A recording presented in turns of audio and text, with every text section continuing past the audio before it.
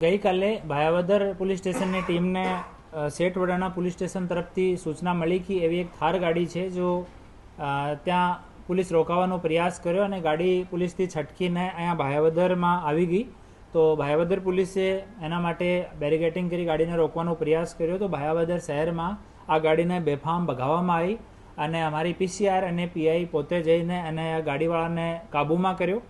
અને કાબૂમાં કર્યા પછી એનું નામ મહેન્દ્રસિંહ ભૂપતસિંહ જાડેજા આ જામનગરનો રહેવાસી છે ઓર એની સફેદ કલરની થાર ગાડી GJ10 EC 7215 આ ગાડીને ડિટેન કરવામાં આવી. જોકે એવો મામલો જામનગર પોલીસે એને ફોલો કરતી હતી તો આની સ્ટેશન ડાયરીમાં નોંધ કરવામાં આવી અને આ માણસ મહેન્દ્રસિંહ ભૂપતસિંહ જાડેજાને અને ગાડીને જામનગર પોલીસને હેન્ડઓવર કરવામાં આવી છે અને ત્યાં સેઠ વડાળા પોલીસ સ્ટેશનમાં એની આગળની કાર્યવાહી ચાલુ છે.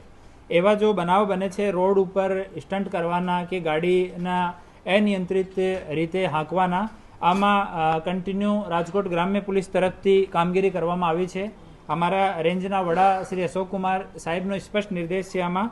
તો આ નિર્દેશ મુજબ અમે લોકો છેલ્લા 4 મહિનામાં 13,000થી વધારે કાળા કાચની ગાડીઓ ઉપર કાર્યવાહી કરવામાં આવી છે અને છેલ્લા વર્ષ દરમિયાન 3,380 જેટલી એવી ગાડીઓને ડિટેન કરવામાં આવી છે અને આરટીઓ ચાલાન કરવામાં આવ્યો છે.